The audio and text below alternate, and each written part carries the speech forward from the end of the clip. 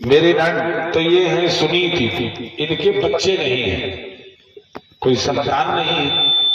अब मेरे नान ये राजा उत्तानपाद एक दिन क्या हुआ कि अपने राज दरबार से लौट करके आए तो महल में बैठे तो उदास हो गए। उदास बैठे सोच रहे हैं हमारे बाद में हमारे राज्य का उत्तराधिकारी कौन बनेगा, हमारे बाद में राजा कौन बनेगा, हमारा सिंहासन कौन संभालेगा। तो ये उदास बैठे हुए दुखी हो रहे थे। सुनीति आ गई, हाथ जोड़ करके बोली, मेरे स्वामी हमारे कोई बच्चे हैं ही नहीं तो मैं क्या करूं, इसमें हमारी कमी नहीं है। परमात्मा ने भगवान ने हमें बच्चे ही नहीं दिए, शायद हमारे कोख से हमारे पेट से संतान का जन्म होना ही नहीं। मैं सब जानती हूँ पत्नी वही होती है जो अपने पति के मन की बात जान जाए, मैं सब जानती हूँ। तुम इसीलिए उदास बैठे हो कि हमारे बच्चे नहीं हैं, आप उदास हो रहे हैं। मैं क्या करूं, कहाँ जाऊं, किससे प्रार्थना करूं, कितने देवी देवताओं को मैंने पूजा प्रार्थना की, कोई मेरी सुनता ही नहीं। मेरे नाम दुखी होकर के सुनीति प्रार्थना कर रही है, मेरे स्वामी तुम उदास ना हो, मेरी इच्छा है तुम दूसरी शादी कर लो, तुम दूसरी शादी कर लो। राजा उत्तानपाद ने सर झुका रखा था, एकदम से सर उठाया। सुनीति क्या कह रही हो, दूसरी शादी तुम्हारे होते हुए मैं सपने में भी नहीं सोच सकता। तुम्हें मालूम होना चाहिए जो सुख जो भगवान की कृपा पहली शादी में होती है वो दूसरे में नहीं, एक ही शादी होना चाहिए। ये विचार तुम्हें नहीं लाना चाहिए। तो मेरे नारायण सुनीति ने कहा, मेरे स्वामी मैं ये चाहती हूं कि आप सुखी हो जाए। जिस पत्नी का पति सुखी होता है वो पत्नी भी सुखी रहती है। मेरी इच्छा है आप दूसरी शादी कर लें। राजा ने कहा, ऐसा कभी नहीं हो सकता, तुम्हें मालूम नहीं है कि दूसरी शादी से क्या होता है। जब तुम्हारी सौतन आएगी तब तुम्हें समझ में आएगा। कहा सौतन मिट्टी की भरी नहीं होती, दूसरी शादी नहीं करना चाहिए, तुम्हें बड़े दुख मिलेंगे, तुम्हें कष्ट मिलेंगे। मेरे सुनीति ने कहा, स्वामी हमें जो भी हो जाए, लेकिन हमारी इच्छा है हमारे आंगन में कोई बच्चा खेले। अगर किसी दूसरे के भी शरीर से तुम्हारे द्वारा बच्चे का जन्म होगा तो वो होगा तो तुम्हारा, और जब तुम्हारा होगा तो हमारा हो जाएगा। हमने तुम्हें अंतर क्या है। मेरे नंदे को उसने समझा दिया। तो क्या कह रही है, तुम हमारी बहन से शादी कर लो, हमारी एक चचेरी बहन है सुरुचि, उससे शादी कर लो। तब मेरे नारे राजा ने कहा, अरे क्या कह रही हो, शादी के लिए तुम हमें बाधित ना करो, हमें शादी नहीं करना चाहिए। तो मेरे उसने कहा, अरे बहन तो हमारी है, चाचा की बिटिया है, मेरी इच्छा है तुम शादी कर लो मेरे स्वामी, तुम शादी कर लो। राजा उत्तानपाद ने कहा, जो कष्ट मिलेंगे दुख मिलेगा सुनीति वो तुम्हारे होंगे, हमें दोष न देना, हमें कुछ न कहना। कहा हाँ हाँ ठीक है, कोई दुख मिलेगा नहीं, हमारी बहन आएगी, क्या दुख मिलेगा, ठीक है ठीक है। अब बड़ी खुश हो गई। राजा साहब मेरे स्वामी, जब तुम्हारे पुत्र का जन्म हो जाएगा मैं अपनी गोदी में खिलाऊंगी, मैं अपना बच्चा समझ करके रखूंगी, मैं उसे अपना पुत्र मानूंगी, मैं ही उसको खिलाती रहूंगी, अपनी बहन को कम दिया करूंगी। प्रेम जताने लगी, खुश हो रही है। मेरे नाल वो पहुंच गए अपने मायके, अपनी चचेरी बहन के साथ में अपने पति राजा उत्तानपाद की शादी निश्चित कर दी। समझ लो, राजा उत्तानपाद को हाथ पैर जोड़ करके प्रार्थना करके मना करके शादी के लिए तैयार किया। मेरे नारायण राजा उत्तानपाद संतान के कारण कि हमारे बालक हो जाए सुरुच के साथ में शादी कर ली। मेरे नारायण अब डोले में बैठ करके बारात विदा हो गई तो लेकर के राजा उत्तानपाद अपने उस छोटी रानी सुरुचि को आ रहे थे। तो जो ही नगर के किनारे डोला आया तो वो सुरुचि एकदम से उसने मेरे नाम तड़प करके आज्ञा किया, ऐ शिव को कहारो मेरा डोला नीचे रख दिया जाए। मेरे नाम जितने कहार थे सब डोला नीचे कर दिया। रानी का आदेश है, उतर करके डोले से नीचे खड़ी हो गई। जाओ राजा को बुलाया जाए। तो मेरे नाम राजा साहब बुलाएंगे। जो इस सामने आए तो उसने क्या कहा, मैं सब जानती हूं, तुम हमारी शादी करके इसलिए लाए हो कि हमारे द्वारा तुम्हें संतान मिल जाए, राज्य का उत्तराधिकारी मिल जाए। हाँ हम सब जानती हैं क्यों तुमने शादी किया है, लेकिन तुम नहीं जानते। अगर चाहते हो संतान हमसे, मेरे नाम क्या कह रही है सुरुचि, देख लो। एक वो रानी है जो महल में देवी है, देवी, और एक ये आ रही है, ये उल्टा है।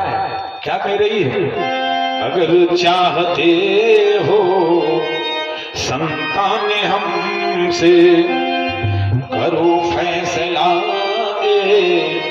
राजन स्वयं से, राजन स्वयं से।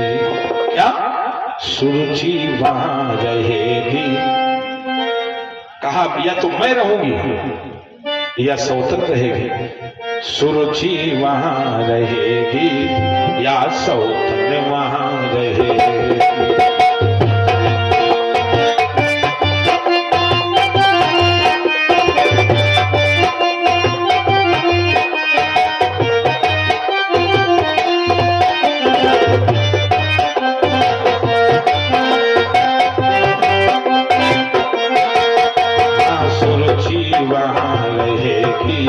या सौतन वहां रहेगी, सुरुचि वहां रहेगी।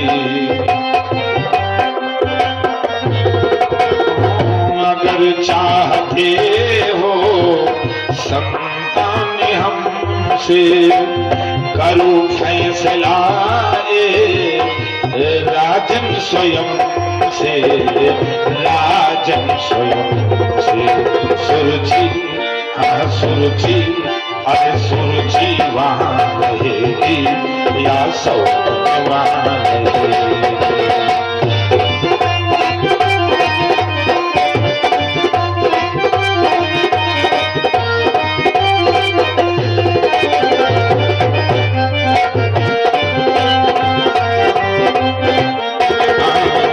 सुरुचि वहां रहेगी या सौतन वहां रहेगी, सुरुचि वहां रहेगी या सौतन।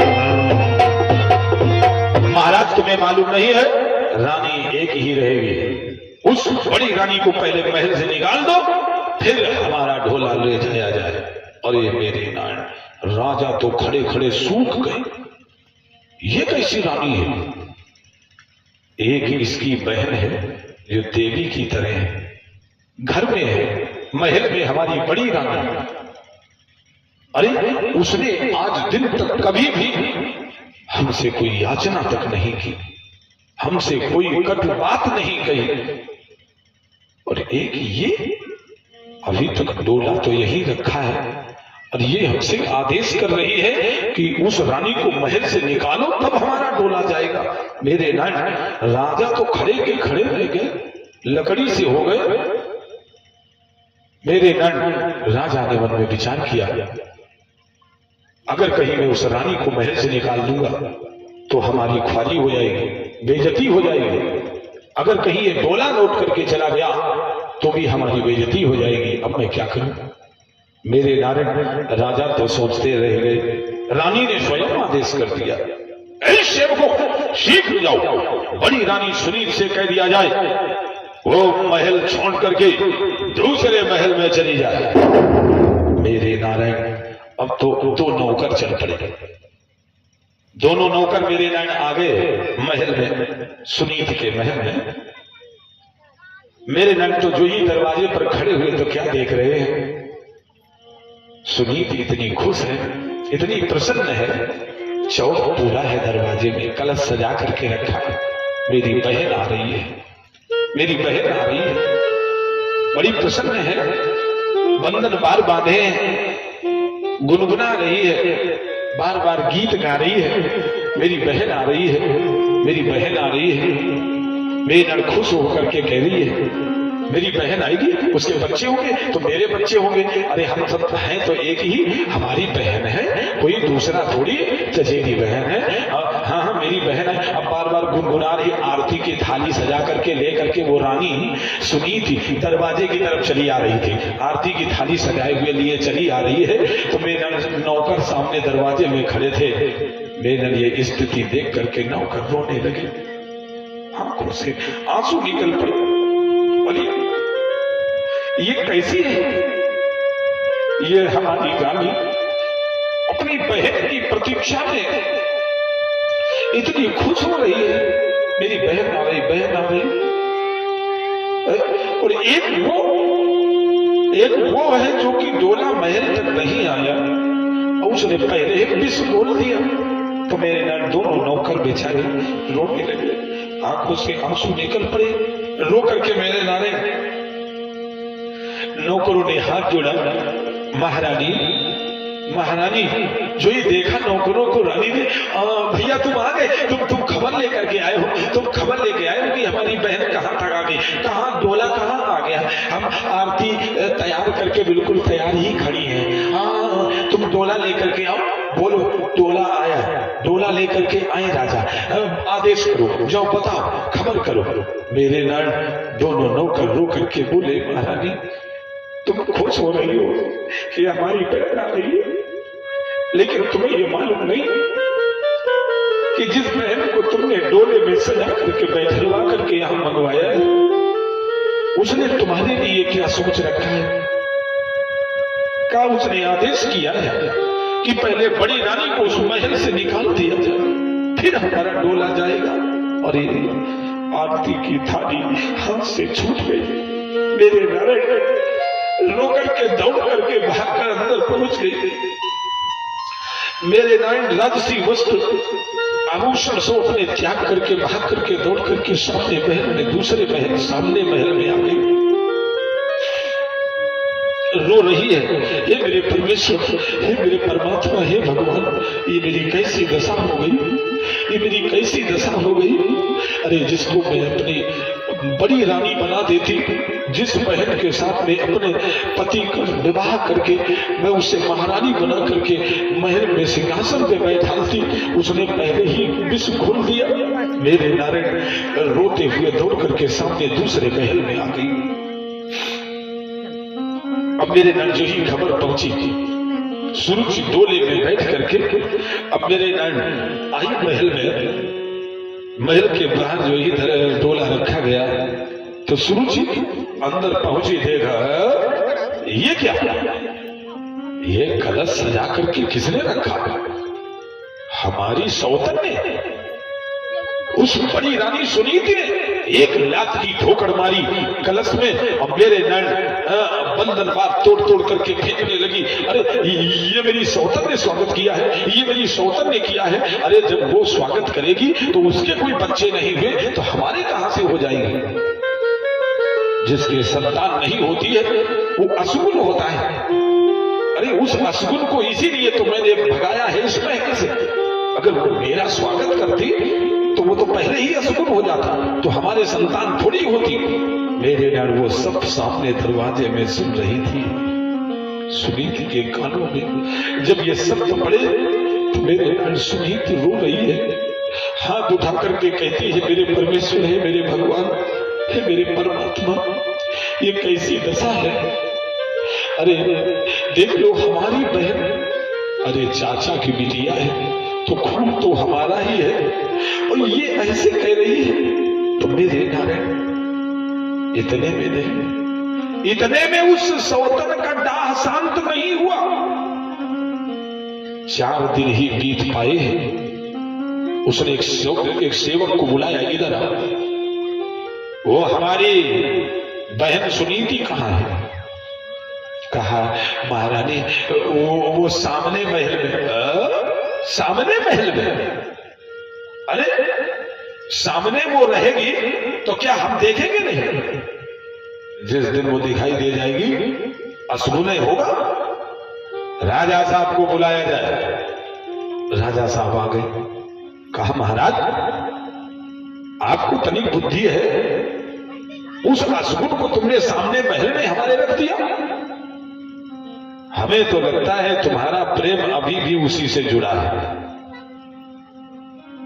कहा मैं आदेश करती हूं हमारी बहन सुनीति को हमारे महल के ऊपर बैठा दिया जाए, उससे पक्षी हकवाए जाएंगे। एक दिन में एक शेर ही उसको बेचल दिया जाएगा। मैं आदेश कर रही हूं राजसी वस्त्र आभूषण छीन करके उसको एक फटी धोती दी जाएगी। मेरे नारायण राजा साहब कुछ बोल न पाए। उसने नौकरों को आदेश कर दिया। नौकरों ने जाकर के जो ही सुनीति से कहा तो मेरे नारायण वो बेचारी दुखियारी ऊपर को हाथ उठाती है। मेरे भगवान, मेरे परमेश्वर, क्या हमारे भाग्य में यही लिखा है? देखो ये हमारे साथ में कुछ थोड़े दिन रह लेती तो जान जाती मेरी बहन कैसी है, लेकिन ये एक दिन भी नहीं इसने बिताया। आते ही ये हमारे ऊपर ही टूट पड़ी। हे मेरे भगवान, ये क्या हो गया? रो करके मेरे नारायण सुनीति अपने राजसी वस्त्र आभूषण से उतार दिए। एक फटी धोती पहन करके मेरे नारायण डंडा लेकर के महल के ऊपर सूझ के बैठा दी गई। देख लो मेरे नारायण क्या दशा है। महारानी रानियों से रानी होती है, उसे महारानी कहते हैं। सबसे बड़ी रानी है ये। वो बड़ी रानी को तो महारानी होना चाहिए, लेकिन कहां बैठा दिया गया? डंडा लेकर के महल के ऊपर। मेरे नारायण जो कुछ लिखा लीलार में मेट सके ना कोई, उसके भाग्य में यही है सोच करके वो डंडा लेकर बैठ गई और पक्षी हटने लगी, पक्षी भगाने लगी। और मेरे नारायण रो करके भगवान से कहती है मेरे भगवान अब मैं क्या करूंगी, कहां जाऊं? अगर मैं यहां से जाऊंगी तो मरूंगी, यही बनी रहूंगी। लेकिन इतने में नहीं मेरे नारायण सूरज ने नौकरों को बुलाया, आदेश कर दिया जाओ मेरी बहन सुनीति को उस बड़ी रानी को बैठा करके रथ में देश निकाला दे दिया जाए। मेरे नारायण अब तो लेकर के रथ में पकड़ करके सुनीति बैठा दी गई और देश निकाला हो गया। लेकर के रथ चल पड़े सेवक, आ गए जंगल में आ गए। और मेरे नारायण जंगल में आकर के रथ को खड़ा कर दिया। आदेश करते हैं जाओ महारानी, ये तुम्हारी बहन का आदेश है, देश से निकाल दिया जाए। दोनों नौकर दो थे, दोनों उतर कर नीचे खड़े हो गए और हाथ जोड़ करके आगे खड़े हो गए। बोले देखो देवी जी, मैं सब जानता हूं, तुम हमारी महारानी हो, तुम किस तरह से मेरे साथ में रहती रही हो। तुमने कभी कोई अंतर नहीं किया, तुमने कभी भेद नहीं समझा। हम नौकरों को बच्चों की तरह देखती थी। जब से वो तुम्हारी बहन आई है वो हमें नौकर की तरह आदेश देती है, हम उसी तरह से करते हैं। हम सब डरते हैं, भयभीत हैं। महारानी तुम तो बड़ी सीधी हो, हम तुम्हें देश से कैसे निकाल सकते हैं? ये अपने देश का ही जंगल है, ये तुम यहीं रुक जाओ, ये अपना देश है और नगर कोई दूर नहीं है। मैं ज्यादा दूर नहीं लाया महारानी, तुम यहीं रहना और हम किसी से बताएंगे नहीं। तुम किसी से न बताना महारानी, लौट करके ना आना, नहीं तो वो पापनी हमें आदेश करके फांसी दिला देगी, हम मारे जाएंगे। मेरे नारायण दोनों सेवक रो करके रथ में बैठ गए और रथ वापस ले गए। सुनीति रोते हुए मेरे नैन जंगल में भटकते हुए चल पड़ी। एक सरोवर है, बरगद का पेड़ है, मेरे नैन पीपल का पेड़ है, वहीं पर खड़ी हो गई। कहाँ जाऊं? सरोवर तो पानी पीने के लिए है, जंगल में फल मिल ही जाएंगे, यही बनी रहती हूँ। आत्महत्या सबसे बड़ा पाप है, हमें मरना नहीं चाहिए। मैं अपना जीवन जब तक है यही रह करके बिताऊंगी। मेरे नैन घास फूस तिनके की एक झोपड़ी बना दिया और मेरे नैन झोपड़ी बना करके उसी में रहने लगी। रात दिन मेरे नैन बस भजन करती रहती है। श्री राधा रमन गिरधारी, गिरधारी श्याम बनवारी, श्री राधा रमन गिरधारी,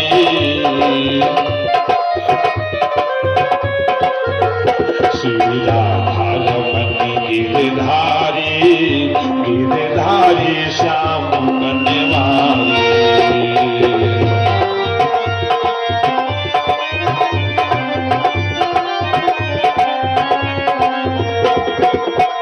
हरिया जाओ, हरिया जाओ।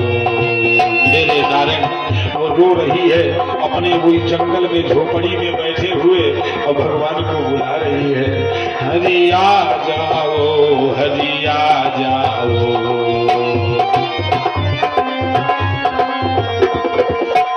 प्रभु आके कृपा दिखा जाओ।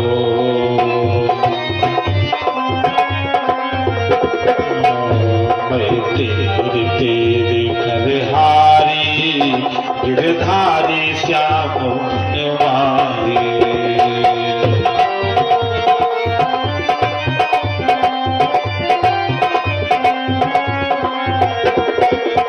श्री राधा रमन गिरधारी, गिरधारी श्याम बनवारी।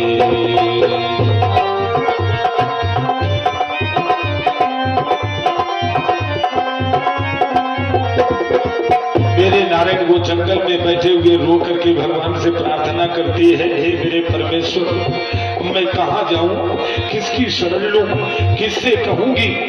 मेरा पति वो भी हमें नहीं रोक पाया, मेरे पति ने भी प्रेम नहीं दिखाया, उसने हमारा पक्ष नहीं लिया। अब मैं कहाँ जाऊं? प्रभु बीच भंवर में नैया है,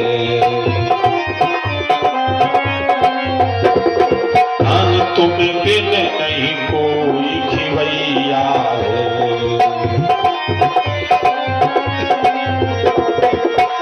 मेरी बीच भंवर में नैया है, तुम बिन नहीं कोई खिवैया है।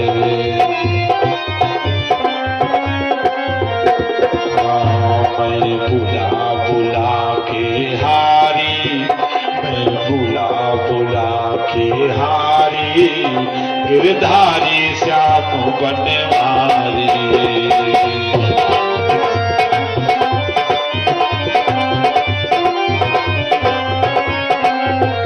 श्री राधा रमन गिरधारी, गिरधारी श्याम बनवारी।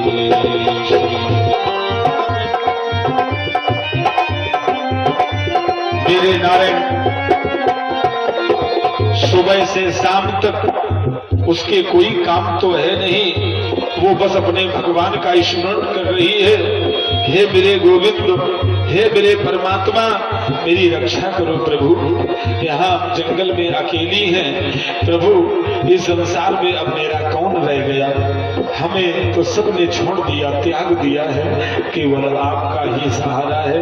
प्रभु मेरी रक्षा करो। मेरे नारायण भगवान से कहती है, हे राम सहारा बन जाओ, घनश्याम सहारा बन जाओ।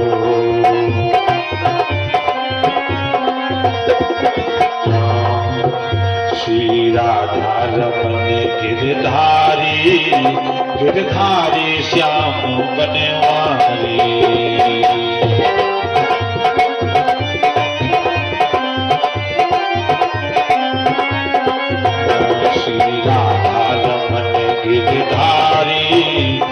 गिरधारी श्याम बनवारी श्री राधा श्याम। मेरे नन अब वो अकेले कुटिया में जंगल में बैठे हुए रो रही है, भगवान से प्रार्थना करती है। वो कोई मेरे नन भजन कर रही है, कैसे जीवन चलेगा। जो समय मिलता है उससे अपना जंगल से कहते बेर फल जो भी मिल जाते हैं वो सब खा लेती है और फिर से बैठ जाती। जब फल नहीं मिलते तो घास फूस खा लेती है। मेरे नन खा करके पेट भर करके बैठ जाती है और भजन करती रहती है। एक न एक दिन परमात्मा ये समय हमारा सुधारेंगे ही, एक न एक दिन तो समय सुधर ही जाएगा। मेरे नन रो करके प्रार्थना करते हुए वो जंगल में भगवान के सहारे बैठी हुई है।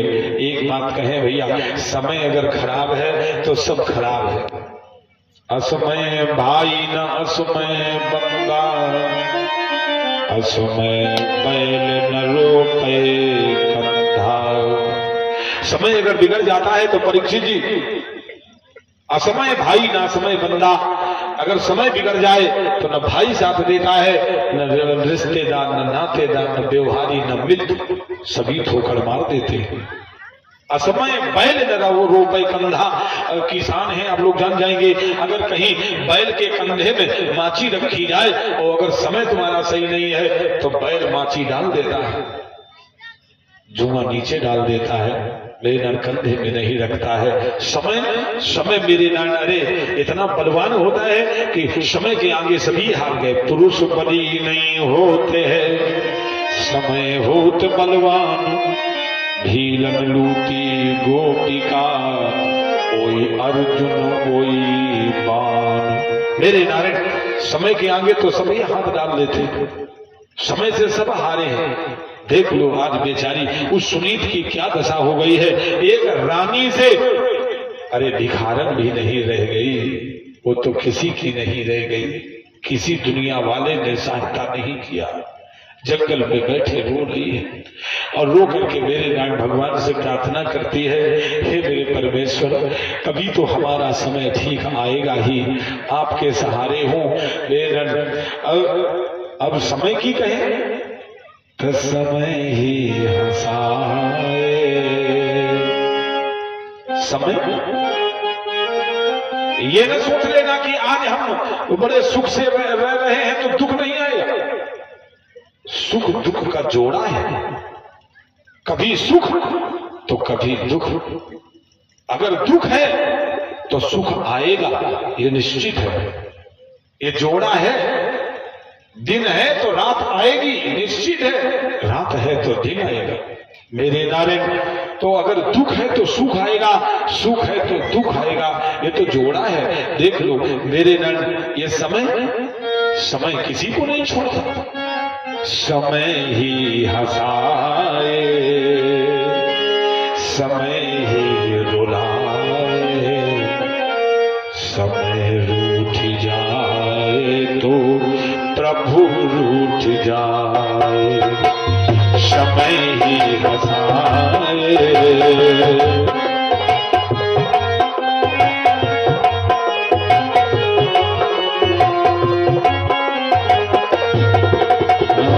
समय ही हंसाए, समय ही रुलाए, समय रूठ जाए तो प्रभु रूठ जाए, समय ही हंसाए।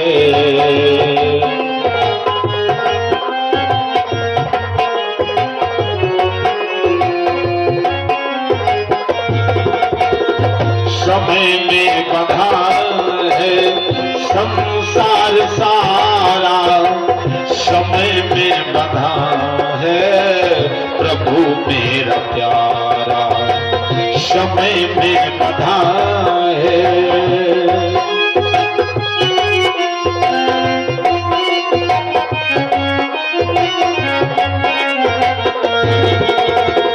मेरे नारायण ये सारा संसार हम तुम सभी लोग समय से बंधे हुए हैं, समय से अलग कोई नहीं है मेरे भाई। हाँ, समय में बंधा है संसार सारा, समय में बंधा है प्रभु मेरा प्यारा। समय ही हंसाए, समय ही रुलाए, समय रूठ जाए तो प्रभु रूठ जाए, समय ही हंसाए।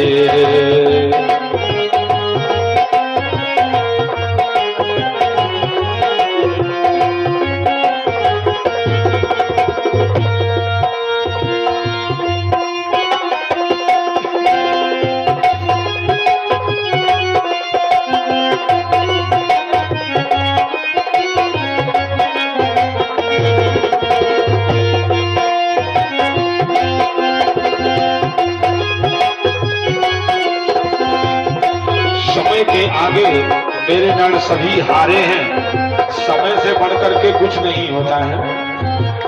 अरे समय जब बिगड़ता भैया तो अपने पराए, समय जब बिगड़ता प्यारे न मिलते सहारे। समय जब बिगड़ता भैया तो अपने पराए। मेरे भाइयों, मेरे श्रोताओं, ये ना समझ लेना कि हमारा इतना बड़ा परिवार है, हमारे भाई बंधु हैं, सब सहायता करेंगे। जब समय बिगड़ेगा तो कोई सहायता नहीं करेगा, सभी पीठ दिखा के चल देंगे।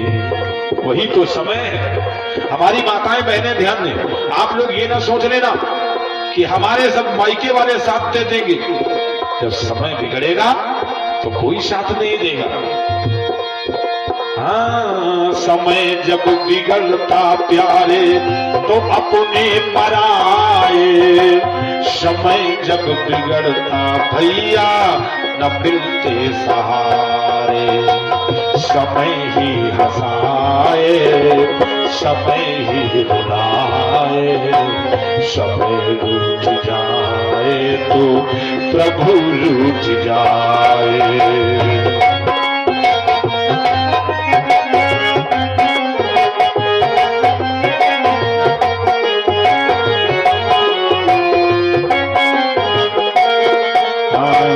समय ही हंसाए, समय ही रुलाए, समय रूठ जाए तो प्रभु रूठ जाए, समय रूठ जाए तो प्रभु। देख लो आज उसका सुनीति का कैसा समय हो गया है। वो बेचारी जंगल में बैठे हुए कुटिया में और मेरे नारायण माला चला रही, भजन कर रही है। हे भगवान, कब हमारा समय सुधरेगा? हे मेरे परमेश्वर, कब हमारा सही समय आएगा? मेरे नारायण वही प्रतीक्षा कर रही है। कभी न कभी तो परमात्मा कृपा करेगा ही, कभी न कभी तो भगवान ध्यान देंगे। सहारा लगाए हुए जंगल में बैठी हुई है। मेरे नारायण इधर देखना, मेरे वेद व्यास जी कहते हैं भागवत में, अरे ये आपके यहाँ की ही कथा है, यही कानपुर की कथा है भाई, सुन लो, देख लो क्या हुआ। राजा उत्तानपाद, एकदा उत्तानपादस्य क्रीडयित भ्रमणम् आगक्ष वनम दृष्टेत रानी। व्यास जी ने क्या लिख दिया? बोले एक बार राजा उत्तानपाद शिकार खेलने के लिए उसी जंगल में आ गए। एक हिरण का पीछा किए हुए राजा जा रहा था। मेरे नन उसको कुटिया दिखाई पड़ी। देखा, अरे यहाँ इतने घनघोर जंगल में कोई बाबा महात्मा रहता है। मेरे नन अपना बाण निकाल करके अपने तरकस में रख लिया। राजा ने अपना घोड़ा घुमाया, कुटी में आ गया। सरोवर की तरफ देख करके कह रहा, प्यास लगी है, पानी प्यास लगी है, पानी पी लेंगे, लेकिन सरोवर तो बहुत गहरा है। अरे धोखा क्यों करें, ये बाबा जी रहते होंगे, ये तो पानी रखते ही होंगे, चलो इनसे लेकर पी लेते हैं। राजा आ गया कुटिया में, महात्मा जी पानी पिलाओ, बाबा पानी पिलाओ, हम प्यासे हैं, एक पथिक हैं, यहाँ आ गए। मेरे नर सुनीत ने जो ही आवाज सुनी, आवाज से ही पहचान गई, मेरे पति आ गए। हमारी माताएं सब आवाज से जान जाती हैं, आवाजें से वो पहचान गई। मेरे पति राजा हमारे स्वामी आ गए। एकदम से मैं बैठी कोने में रो रही थी, उठ के खड़ी हो गई। इतनी खुश हो गई कि सब कुछ भूल करके और दौड़ी एकदम से दरवाजे की तरफ। मेरे पति आ गए, मेरे राजा आ गए, मेरे स्वामी आ गए। लेकिन जो ही 4 कदम चली तो याद आया, अरे नहीं, ये वही राजा है जिन्होंने हमारा पक्ष नहीं लिया। ये वही हमारे पति हैं जिन्होंने हमारी तरफ एक भी बात नहीं बोल करके कुछ कहा। मेरी वो बहन सुरुचि हमें देश निकाला तक दे दिया, लेकिन ये बीच में नहीं आए। शायद ये मेरी बहन के प्रेम के व्याकुल है, इन्होंने हमें त्याग दिया। ये राजा थे, ये रोक देते तो भला कौन है जो हमें निकाल देता। तो मेरे नारायण रो करके खड़ी हो गई, नहीं, अब ये मेरे पति नहीं है, ये मेरे राजा नहीं है। मेरे नारायण खड़ी होकर के सोच रही है, तब तक राजा ने फिर से आवाज लगा दिया, अरे कोई सुन नहीं रहा है, हमें लगता है यहाँ कोई है नहीं। हाँ, हो सकता है कोई है भाई, मैं यहाँ आया हूँ, प्यास लगी है। अरे प्यासे को तो पानी पिलाया जाता है, अरे अतिथि तो भगवान के समान होता है। अगर तुम्हें धर्म मालूम है तो भाई हमें पानी पिलाओ। मेरा राजा आकर के दरवाजे पर खड़ा हो गया और झांक करके देखना चाहता है। रानी रो रही थी खड़े खड़े। तो मेरे नारे अपना एक दोना बनाए पानी पीने के लिए, तो दोना में पानी लेकर के चली, घूंघटा काट लिया। राजा पहचान नहीं पाएंगे, हम पानी दे देंगे। ये सही कह रहे हैं, अतिथि भगवान होता है, प्यासे को पानी पिलाना चाहिए। पानी पिला दूंगी, पहचान नहीं पाएंगे, चली आएगी। तो लेकर के दोने में पानी, घूंघट काटे हुए आगे खड़ी हो गई। राजा ने देखा जंगल में स्त्री, एक अकेली स्त्री इस घनघोर जंगल में। अरे तुम दुखी हो, कारण क्या है? तुम्हारे पति ने तुम्हें छोड़ दिया, तुम्हारे परिवार ने तुम्हें भगा दिया, तुमको त्याग दिया गया, तुम यहाँ जंगल में कैसी हो? हमें बताओ, हम राजा हैं, हमारा नाम राजा उत्तानपाद है, हम तुम्हें न्याय दिलाएंगे। अरे रानी के आंखों से आंसुओं की धारा बह चली। एकदम से मेरे नाम ने रो करके घूंघट खोल दिया। तुम राजा बन रहे हो, तुम न्याय दिलाओगे, किसको न्याय दिलाओगे? तुम्हारी रानी मैं सुनी थी, देखो देखो मेरे स्वामी, मेरी दशा क्या हो गई है, मैं कैसी हो गई। देखो कभी भोजन मिलता है, कभी भोजन नहीं मिलता। मैं रात दिन यही सहारा लगा करके रोती रही। मेरे नारायण, अरे मेरे उत्तानपाद के आंखों से आंसू की धारा बह चली।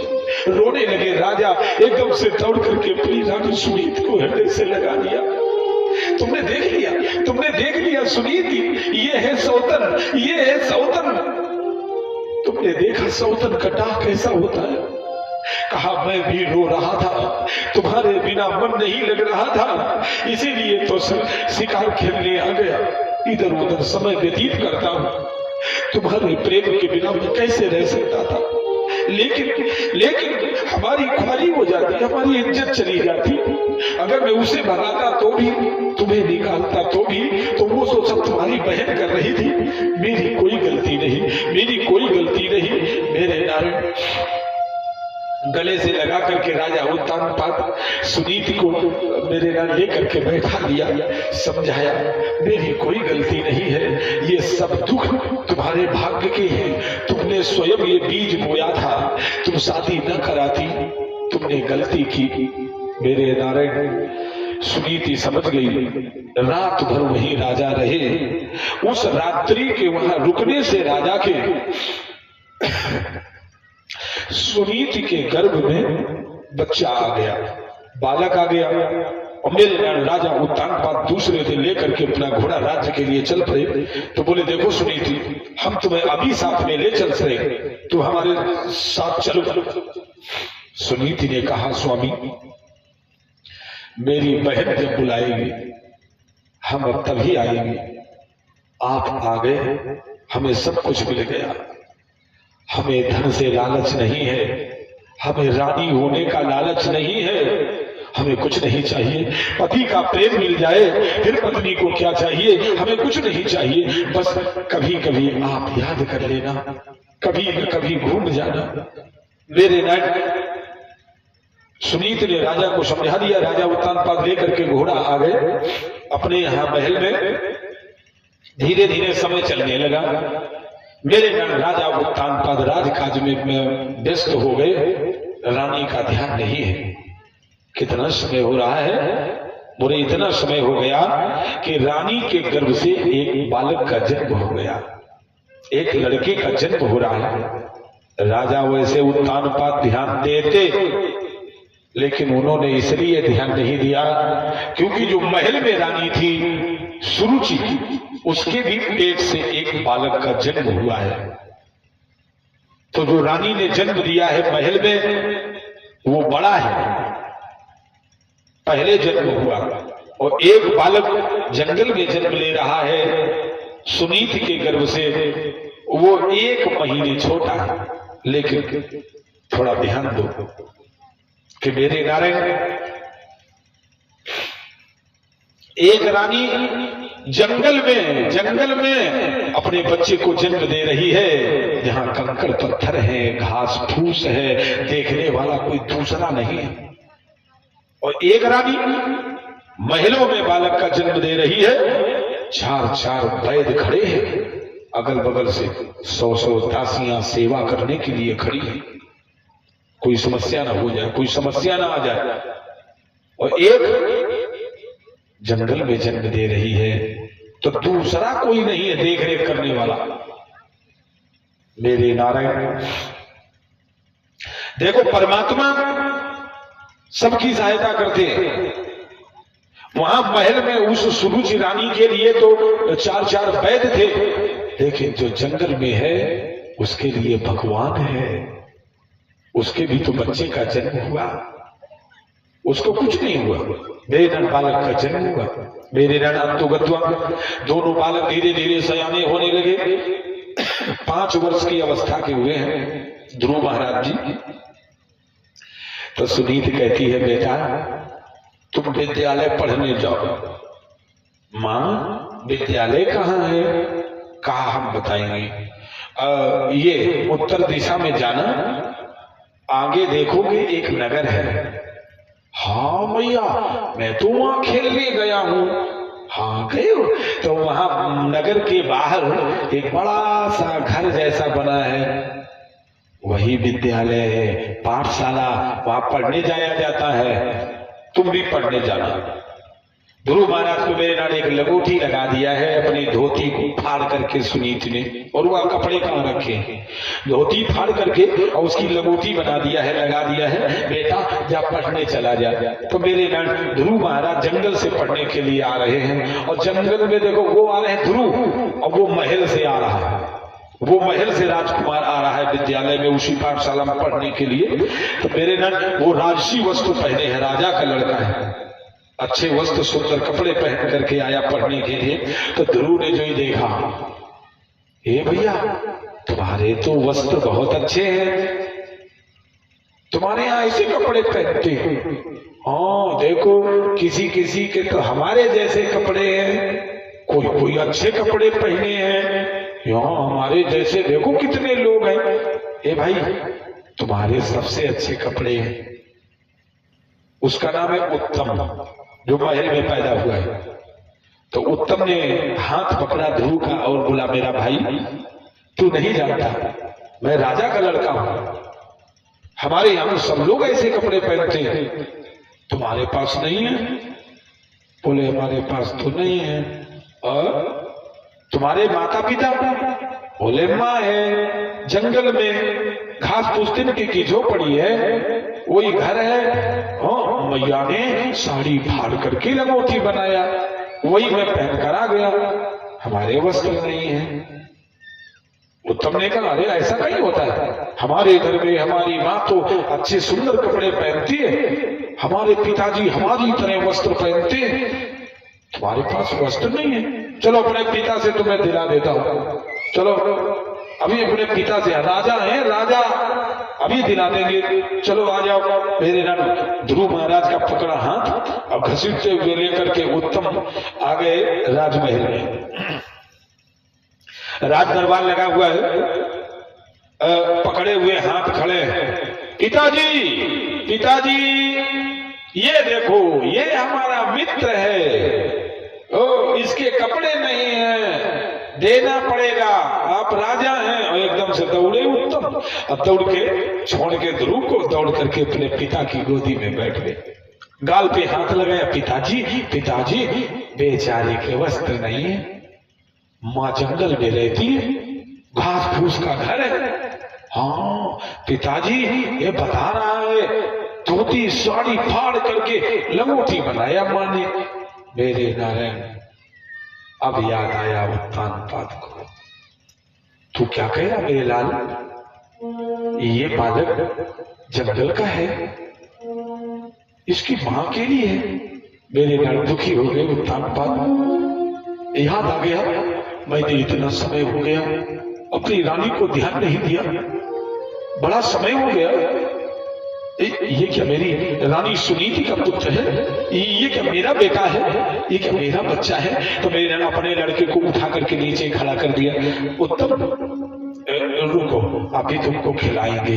अब बुलाया, मेरे लाल इधर है। तो ध्रुव महाराज जी दौड़े और पास में खड़े हो गए। हिम्मत नहीं पड़ी कि हम दौड़ करके उत्तम की तरह गोद में बैठ जाए। तो मेरे उत्तानपाद ने उठा लिया गोदी में ध्रुव महाराज जी को और अपने गोदी में बैठा करके सिर पे हाथ फेरा। मेरे बेटा, तुम्हारे घर में कौन कौन है? तो ध्रुव बोलने में चतुर है। अरे पिताजी, वो क्या जाने हमारे पिता हैं कि नहीं, लेकिन वो लोग का मित्र कहता है ना पिताजी, वो तो जानते भी नहीं पिताजी किसको कहा जाता है। पिताजी, वो माँ अकेले जंगल में है। उत्तानपाद की आंखों में आंसू आ गए। तू मुझे पिता कह रहा है, मुझे पिताजी कह के बुला रहा है, मेरा बेटा है, तू क्या मेरा बेटा है? ध्रुव ने कहा, पिताजी हमारे तो पिता है नहीं, हम क्या जाने पिता किसे कहते हैं, लेकिन ये है ना हमारा भाई मित्र, इसके पिता हो तो हमारे पिता हो गए। मेरे नारायण, उत्तानपाद ने कहा, वो पीपल का पेड़ है तेरे घर के पास, एक सरोवर है। ध्रुव ने कहा, हाँ। अरे उत्तानपाद बड़ी जोर जोर से रोने लगे, आंखों से आंसुओं की धारा बह चली। रो करके अपने ध्रुव बच्चे को उठा करके अपने हृदय से लगा रहे। तो मेरा लाल है, मेरा बेटा है, लेकिन मैं दुनिया वालों को कैसे बताऊं, मैं सबको कैसे बताऊं कि ये मेरा बेटा है? मैं कैसे कहूंगा कि ये मेरा लाल है? मेरे नारायण, उत्तानपाद रो रहे हैं, लेकिन किसी से कह नहीं सकते। ये मेरे नाम रो रहे थे और उसी समय वो आ गई सुरुचि। सुरुच रानी ने जो ही देखा, ये क्या महाराज, आपके गोद में ये कोई भिखारन का बच्चा? देख करके तो भिखारी का बच्चा लग रहा है, और तुम्हारी गोद में तुम रो रहे हो। ओ समझ गई, ये तुम्हारा लड़का होगा, तभी तो ऐसा रो रहे हो। अवश्य ये तुम्हारा ही बच्चा होगा। हाँ, क्या रे, राजाओं के कोई नियम होते हैं क्या? दूसरी चुपचाप की कोई रानी होगी, एकदम से दौड़ी अब मेरे नाच झटक करके ध्रुव की बाह पकड़ी और घसीट करके हाथ धरती पर पटक दिया। ए दुष्ट, ये राजा की गोद तुझे चाहिए, भले ही इसका पुत्र तू बना रहे, ये सिंहासन नहीं मिलेगा, ये गोद नहीं मिलेगी, ये पिता तुझे नहीं मिलेगा। अगर तू को ये पिता चाहता है, ये गोद चाहता है, ये सिंहासन चाहता है, तो फिर तू परमात्मा की तपस्या कर, भगवान की तपस्या कर। अगर वो प्रसन्न हो गया तो वरदान दे देगा, मिल जाएगा। अगर ऐसा नहीं कर सकता तो मर जा, और मर करके हमारे कोख से जन्म ले। मेरे नाथ, ये शब्द ध्रुव महाराज के एक बाण के जैसे लगे। ध्रुव मेरे नारायण रोने लगे। तुमने मैया ऐसे मारा, मैया देखो कैसे हमको पटक दिया तुमने, तुम्हें दया नहीं आई? हमारे भी माँ है, हाँ हमारे भी माँ है, हमारे मित्र की तुम माँ हो, तो माँ जैसा व्यवहार करना चाहिए। तो ठीक है मैं जा रहा हूं, तुमने जो कहा है मैं वही करूंगा, मैं तपस्या करूंगा। अगर वो नहीं मिला, वरदान नहीं मिला, तो मर करके तुम्हारी कोख से जन्म लूंगा मैया, तुम्हारी कोख से जन्म लूंगा, फिर तो ये पिता मिलेगा, ये प्रेम करने वाला, इतना प्रेम जताने वाला पिता फिर हमें मिल जाएगा। मेरे नंद ध्रुव महाराज एकदम से दौड़ते भागते हुए आगे जंगल में अपनी मैया सुनीत के पैर पकड़े। मैया मैया, वो हमारे मित्र की माँ थी, उसने पटक दिया हमें, ये देखो हमारे माथ में कैसे खून आया। माँ देखो, वो कह रही थी कि तुम तपस्या करके भगवान को प्रसन्न करो, नहीं तो मर करके हमारी कोख से जन्म ले लो, तुम्हें ये पिता मिलेगा, गद्दी मिलेगी, सिंहासन मिलेगा। भैया पिता मैंने कभी नहीं जाना कि पिता कैसा होता है, लेकिन वो पिता जो था उसने हमसे बड़ा प्रेम जताया।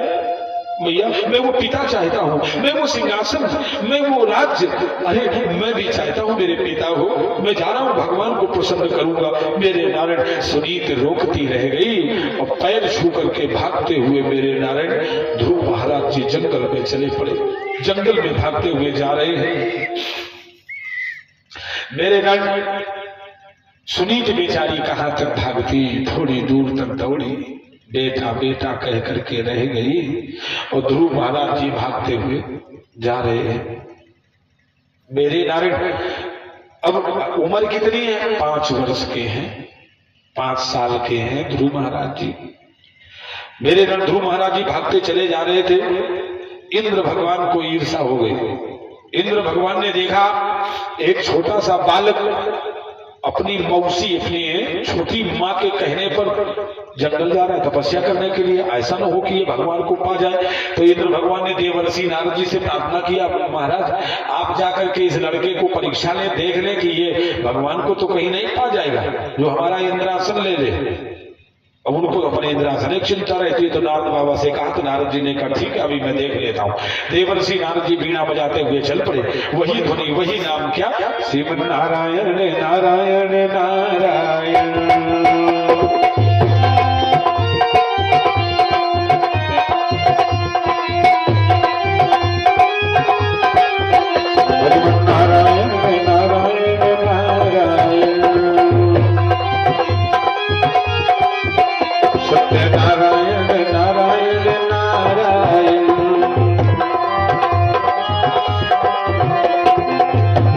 देवर्षि नारद जी बीणा बजाते हुए भगवान के नाम को लेते हुए आकाश मार्ग से चले आ रहे हैं और नीचे ध्रुव महाराज जा रहे हैं। नारद बाबा ने मेरे नारद नीचे को देखा, अरे ये ध्रुव जा रहा है, इसकी हमें परीक्षा लेनी चाहिए कि ये भगवान को पाएगा कि नहीं। नारद बाबा मेरे नारद बीणा बजाते हुए भगवान का नाम लेते हुए ध्रुव महाराज के सामने आकर के प्रकट हो गए। जो ही सामने प्रकट हुए तो बीना से वही ध्वनि चली, क्या? सत्य नारायण नारायण नारायण, बद्री नारायण नारायण नारायण। एक बार कर तल कर बीणा, एक बार नारद चलो भय कर तो प्रवीणा, नारद चलो भय। एक बार देवर्षि नारद जी बीणा बजाते हुए आगे ध्रुव महाराज के सामने। बीणा से कौन सी ध्वनि चल रही है? हाँ, भजन नारायण नारायण नारायण।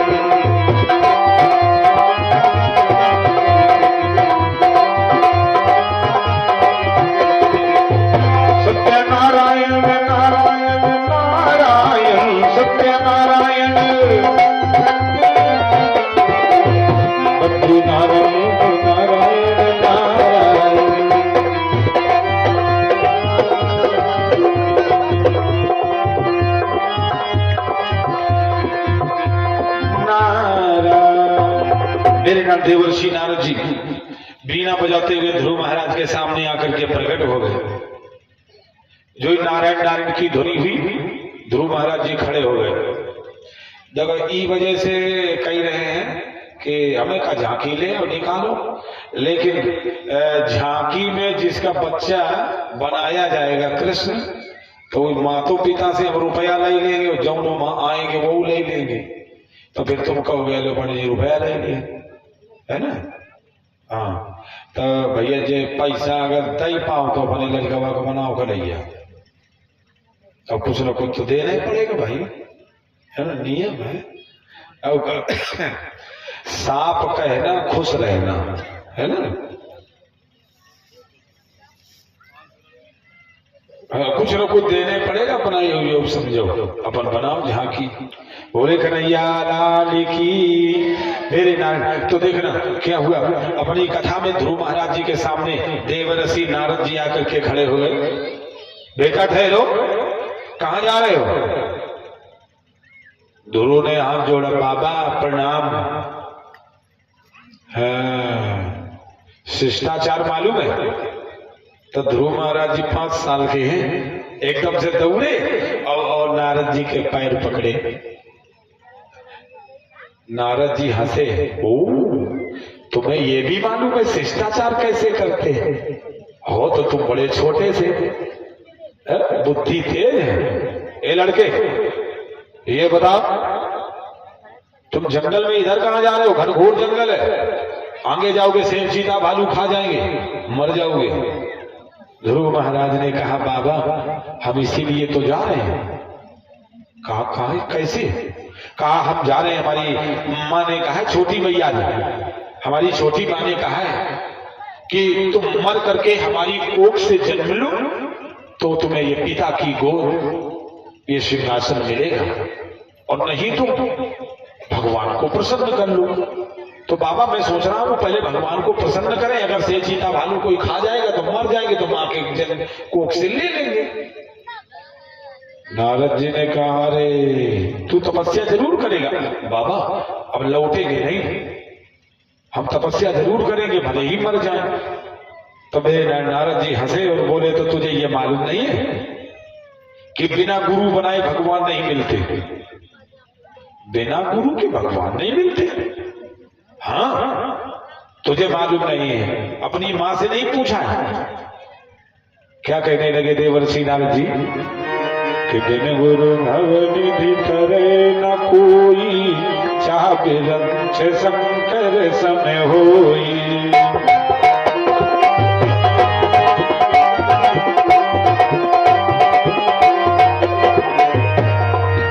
बिन गुरु भवनिधि करे न कोई, चाह बिरंच शंकर समय होई।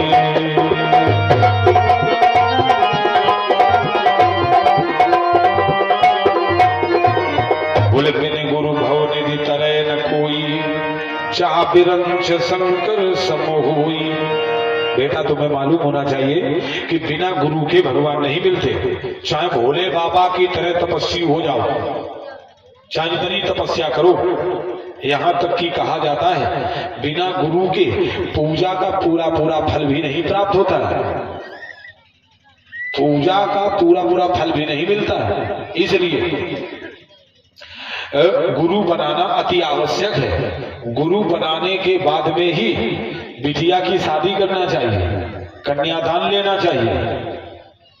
धर्म पूजा दान गुरु बनाओ फिर करो तो पूरा मिल जाता है, और नहीं तो फल नहीं मिलता। अब ध्रुव महाराज जी बोले, बाबा तो गुरु तो नहीं बनाए। बोले इसीलिए तो तुम्हें कहने आया हूं, तुम बेकार तपस्या करने के लिए जा रहे हो। अब नारद जी लौटाना चाहते हैं ध्रुव, तो कह रहे बेकार तपस्या करने जा रहे हो, तुम्हें भगवान कौन मिलेंगे? अरे जब गुरु नहीं बनाया तो भगवान कैसे मिल जाएंगे? मेरे नाथ तुम वो लोग सुन लो, तुम वो लोग समझ लो, बिना गुरु के पूजा का दान का पूरा फल नहीं मिल पाता।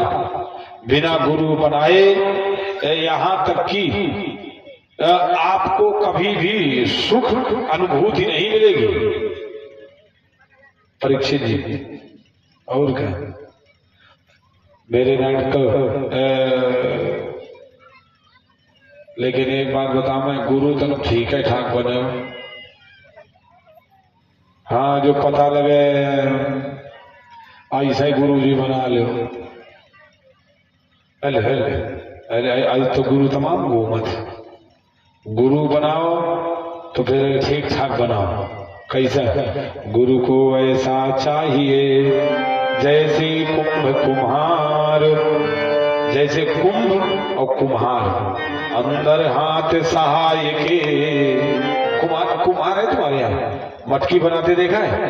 अंदर हाथ घुसेड़ के ऐसे ऐसे लगाता है मटकी में, और बाहर लकड़िया का एक ऐसे ले और थपाता ओका मटकिया का मारता है, और देखो फिर कैसे गोल गोल बना करके ठोक पीट करके मटकी तैयार कर देता है।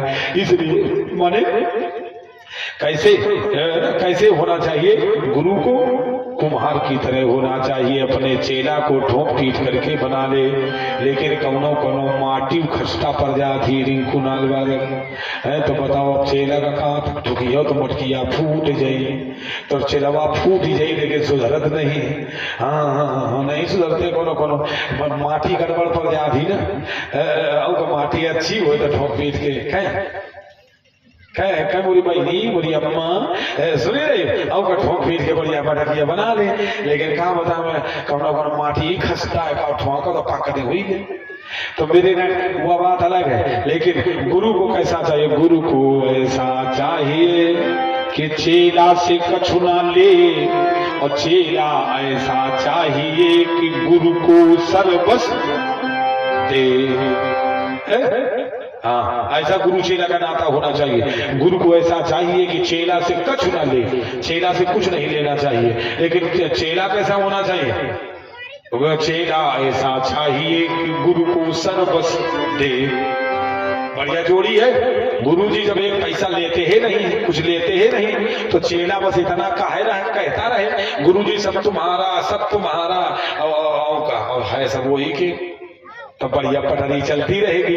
लेकिन लोभी गुरु लालची चेला तो हो नरकुमा ठेलम ठेला। अब अगर ऐसा फंस गया मामला लोभी गुरु लालची चेला तो वही नौ बस्ता मा ठेलम ठेला। तो समझ लो हो समझ रहे ना सब लोग। गुरु बनाना तो ठीक ठाक बनाना, ऐसा मामला ना फंस जाए लोभी गुरु लालची चेला। हाँ चेलावा अपनी लगाई चाहे हम न देवे अब गुरु जी का 1100 दे दे 1100 दे दे चेलावा मरू जा 1100 तो लड़का का ठीक जमा हुई मेरे न। तो अगर ऐसा मामला फंस गया तो यो मान लो फिर यही 9 बस्तर में नरक में ठेलम ठेला चली। हाँ तो ये नरक से अगर दूर जाना चाहते हैं, स्वर्ग पाना चाहते हैं, तो फिर गुरु बढ़िया बनाना चाहिए। अरे सही कही रहे, जो हमारी तरह देख के तुम शुरू हो जाओगे तो बन जाओ गुरु। हमारे तो तमाम घूम रहे दुनिया भरे में लोग, अरे हमारे जैसे गली में गुरुआ फिरे, हमसे गुरु दीक्षा ले और स्वर्ग जाओ चाहे नरक में धोती कुर्ता देव। मेरे न गली न गुरुआ फिरे, कलयुग है, गली में गुरु घूम ही रहे। ओखा दे पहले, ओखा दे फिर तुम ले। गली में गुरु घूम ही रहे, हमका गुरु बना ले, हमका गुरु तमाम गुरु बना के घूम ही रहे। गली न गुरुआ फिरे, हमसे गुरु दीक्षा ले परीक्षित जी, और स्वर्ग जाओ चाहे नरक में धोती कुर्ता देव। स्वर्ग जाओ चाहे नरक में हमें धोती थे मतलब आई चेहरा न बनाना, आई गुरु न करना, और गुरु को जानना चाहिए कई चेहरा बनाना है। अब धोखे में कोनो बन जा रहा था का जबरदस्ती बन जा रहा और तो आया समझ में। हाँ और आगे बताओ मैं कहा चौपाई बोले रामायण से, कोनो झूठी थोड़ी कह रहे। रामायण की चौपाई देखना, ऐसा गुरु नहीं होना चाहिए। बोले कैसे? बोले धन हरही सो के ना रही, सो गुरु घोर नरक माँ करही।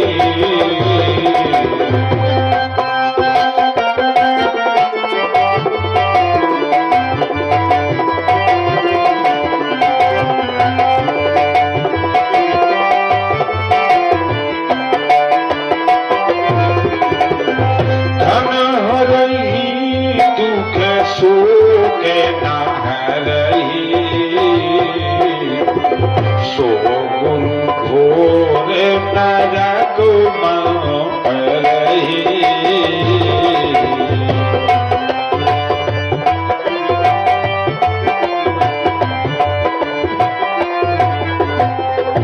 बोले ऐसा गुरु नहीं होना चाहिए। बोले कैसा? बोले धन हरही दुख सुख न हरही, सो गुरु घोर नरक माँ करही। जो गुरु अपने चेला से धन लेता है, धन का हरण करता है कि ये ले आओ वो ले आओ, है ना, इतने रुपया दान करो, एक टीन ले आओ देसी घी, यज्ञ हो रही है। अगर इस तरह से अगर गुरु मेरे नाम अपने चेला से धन हरण करता है, लेता है, तो वो गुरु भी नरक में जाता है और चेला भी नरक में जाता है। धन हरही दुख सुख न हरही, सो गुरु घोर नरक माँ करही।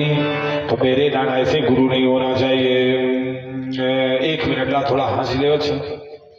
सब लोग बेचारे रो रहे थे। अभी करुण रस की कथा ध्रुव महाराज जी की चल रही थी, तो सब लोग दुखी हो गए, है ना। आप थोड़ा हंसी कर लो, है ना। रो लिया है बहुत, तो आप थोड़ा हंसी ले। हंसने से खून बढ़ता है। 24 घंटे में एक बार वैज्ञानिक कहते सबको खिलखिला गया करके हंसो चलिए। हाँ, तो थोड़ा हंसो हंसो। नारायण चला देखना। जैसे एक गुरुजी है और एक चेला है, तो चेला एक नई भैंसी लाया है और दूध बहुत देती है, 1 बाल्टी। और गुरुजी एक दिन आ गए। गुरुजी आ गए, चेला लाओ हम तुम्हारे देखने शनीचर वनीचर लगे हैं कि नहीं। हाँ, हम थोड़ा जल्दी में है, फिर हम जाए, शाम का समय हो रहा है। चेला बेचारा तबरा बोला, गुरुजी गुरुजी गुरुजी, ये जल्दी चारपाई डाला। गुरुजी आ गए। गुरुजी आप बैठिए चारपाई में, हम दूध दूले, भैंसी दूले, हमें रुको गरम गरम दूध पियाएंगे, रुको। और दौड़ के चेला गया, लई के बाल्टी भैंसी का दूध दुई करके लाया। और गुरुजी 1 बाल्टी दूध है, भैंसी बहुत अच्छा दूध देती है। तो गुरुजी का लालच आ गया, या भैंसिया अगर हमें मिल जाए तो हमारा काम जानिए। हाँ बन जाए। तो गुरुजी की नियत गड़बड़ हुई। गुरुजी ने कहा, हमने अभी क्या कहा था, देख लो तुम्हारा समय कैसा चल रहा है, ला हम देख दे पत्थर, फिर हम जाए, जल्दी जाओ दूध रख के। गुरुजी हाँ दूध गर्म हुआ में, तब तक समय वही देखेंगे। रुको। चेला भीतर गया, ये सुनती हो गुरुजी आए, ये दूध ले जल्दी गर्माओ, गुरुजी का दूध पियाएंगे। दौड़ के चेला आया, रुको समय पूछ ले गुरुजी से। हाँ गुरुजी आ ही गए, बढ़िया। अब देखो चेला दौड़ के भीतर आ गया, दूध गर्म हो ही रहा। अब चल हम जा रहे हैं गुरुजी के पास। दौड़ के आए, गुरुजी पत्थरा कहाँ है? बोले साइकिल मटंगा है, ले। तो साइकिल वाले गुरुजी साइकिल उतार के झोला दे दिया। गुरुजी ने लंबा पत्थरा फैलाया और ये लंग थोड़ी देर देखा, थोड़ा गौर किया। अगर चेला तुम्हारे तो 7.5 शनीचर है, समय तुम्हारा बहुत खराब है, मरे धरे हो, बिल्कुल मरे। इसलिए अगर शनीचर उतारना चाहते हो तो कोई काली काली वस्तु का दान करो। अंगूरी देखो कहाँ जा रही भैंसिया की नहीं, काली काली वस्तु का दान करो। चेला ने कहा गुरुजी कहा बता मैं देखो चलो को पूछने भीतर कुछ शायद मिल जाए। चेला भीतर दौड़ करके सुनती हो गुरुजी ने कहा है काली काली वस्तु का दान करो, 7.5 शनिचर है, कही रहे थे मारी धरी और मारी कहा करें बताओ। तो उनकी पत्नी जी बोली बड़ी चालाक है भाई, बोली देखो सुनो घबराने की इसमें क्या जरूरत, काली काली वस्तु का दान करना है ना, रुको। अब वही दे रही लग देखा तो बगल में लकड़ी वाला कोयला बुताए जमा करे यदि चूल्हे में वही दूध गरमा रही है। तब चट्टाई हुई बोली गमछा ला और लाई के गमछा में वो कोयला लकड़ी वाला भर दिया का जाओ गुरु जी का दे दो प्रस वरस कर ले आए काम में आ जाए जा दान कर दो। अब ले कोयला और चिलवा गुरु जी हम चीज ले आए चीज ले आए। गुरु जी तेरे सब भैंसिया की रंग देख रहे भैंसिया बुआ बनी यू लई के कहा हुआ है। तब तक उसने गांठी खोली गुरुजी ये देखो ऐसी देखो ये ले अब गांठी खोल के अब गुरुजी सफेद धोती पहने और बरीना में पंथी मारे पहने ऊपर उड़ेल दी ने अरे गुरुजी देखो धोती करिया पागल कहीं गई। हमने ये मंगाया था, हमने कहा था काली काली हो और चलने वाली हो। अंगुरिया देखो कहाँ जा रही भाई जिया की काली काली हो चलने वाली हो। चेलावा ने देखा अंगुरिया जब वो आई से भय एकदम तो चेलावा ने कहा भैंसी देखी कि गुरु जी कहीं देखा, हमें लगे तो भैंसी चाहत है। चेला बेचारा घबराया और दौड़ के भीतर आया, सुनती हो गुरु जी भैंसी की तरफ अंगुरी करके कह रहे थे काली काली हो चलने वाली हो। हमें लगता भैंसी मांगी रहेगा, वो कोयला नहीं ले रहे, भैंसी मांगी रहते वो बोली आई से अब कहो तो कहो दोबारा कहीं ना दे भैंसी का। गरीबी में यही के दूध बेच के तो काम चल रहा और इनका पति भैंसिया दे के चुप रहा, दोबारा न कही देना। रुको सोचने दो शायद कौन चीज मिली ही जाए तो दान कर देंगे। सोच रही थी तब तक पड़ोस में एक आया सफवा नचाने वाला, तो वो बीन बजा रहा पी पी पी पी जैसे पी नहीं कर रहे ऐसे नहीं वो बजाओ कर नहीं बीन सफेद बीन बजाता है तो जो पी सुनाई पड़ा बोली बनी गया काम बन गया। रुको गमछा लिया और वही में थोड़ा अनाज ले लिया और भाग के पीछे वाले दरवाजा थे, गुरुजी आगे वाले दरवाजा में है, पीछे वाले दरवाजा से दौड़ के आ गई। सांप वाले भैया गेहूं ले लो और डाल दो और वो छुटकावा सफवा करिया वाला है थोड़ी देर का बांध दो। उसे देखा दीदी सांप है, बोले हम सब जनती हैं, मैंने बता वो के दांत तुम तोड़े और वो भागे पाई ना पकड़ के ले आएगी। ले बांध तो वो समझ गई जनती है तो वो बांध दी। अब वो लई के सफवा आई अब बुलाए धीरज में वही गुरु जी के भाई तो कहा ऐसे आ अब वही दौड़ के अपने कहा बोले यो देखो ले आए दई दे जाए जा। अब वो लई ली पुलपुला का कहा ये तो पोल है कहा है लाई। अरे बोले हिर खोल न दे गुरु जी के पास खोला। अब वो ले गए गुरु जी हम ले आए ये देखो खोल के और गुरु जी पंथी मारे भाई ना ऊपर उड़े दिए तो सफवा एकदम फंस देखी ना ये गुरु जी ढूंढ के खटोली के नीचे पागल कहीं के मरने में लगा सफवा नहीं किया गया पागल तेरे बुद्धि नहीं है, बिल्कुल बुद्धि का कुंद है। ये थोड़ी हम कह रहे थे, हमने कहा है काली काली हो बोली देखो पहले काली काली हो चलने वाली हो और दूध देने वाली हो। अब मां बदल गए, चिनवा दौड़ के भीतर आया बोलो ले वो सफवा लेके आई थी वो गुरु जी से बदल दिया। मां बोले क्या बदल दिया? गुरु जी कह रहे काली काली हो चलने वाली हो दूध देने वाली हो। अब तो मामला स्पष्ट है भाई जी ये मांग रहे गुरु जी दई दे तो कहेगा परेशान करे दई दो। कोई बोली देखो भैंसिया का नाम न ले लेना, हमें सोचने दो शायद कोई चीज मिल जाएगी तो वह दई देंगी। वाह बोलो कहा मिलने वाला इसको चीज मिल गई। और तब तक उन्हें ध्यान आगा बोली सुनो बाहर पिछवाड़े करिया कुतिया भी आने हाँ जल्दी एक रोटी ले दिया, पीछे वाले दरवाजा से कहीं तू तू तू तू तू तू जो तू तू तू तू किया तो कुत्तिया नहीं करी तो पीछे से चाट हुआ पिल्ला वो चल गया कुआ कुआ। हमें लगा तो पिल्ला वो यही है कहा। अब देखो आगे आगे कुत्तिया पीछे से कुत्ता वही पिल्ला अब तू तू तू तू करके लेके अब आ देखे वही आ गए ऐसी तो वही आए दौड़ के। अरे बोले ऐसी देखो यो पकड़ा रोटी और तू आवाज चले जाओ। अब वही दिखे तू तू तू तू करके चले जो गुरुजी के पास में पहुंचे तो गुरुजी एकदम अकड़ के हमसे तू तू कर रहा है का? अरे बोले गुरुजी तुमसे तू तू नहीं कर रहा, इधर देखो नीचे नीचे तुम्हारा देखो चेली दी नहीं जो तुम मांग कीनते हो, काली काली है, चलने वाली है, दूध देने वाली है और मांग ज्यादा है, साथ में बच्चों वाली है। गुरुजी बोले देखिए पत्नी इतनी होशियार हो तो ओखे फिर 7:30 शनिचर लगी है, तुम्हारा सब खत्म हो गया, चलो काम खत्म। पत्थरा समेत गुरुजी जा रहे ज्वारा मंगाओ तुई तुम सब जने सीख दे कौनो आबा बाबा मंगता कौनो तुम्हारे यहाँ दरवाजे आ जाए और तुम्हें अगर ये पाठ पढ़ावन लगे कि 1100 दे तुम्हारे घरे मोतवा निकाल दे तो तुम तुरंत ही लई डंडा 3-4 घोपड़ी में मारे। हाँ हाँ हाँ ये सब ढोंगी वाले हैं, ऐसे के चक्कर में न फंसना।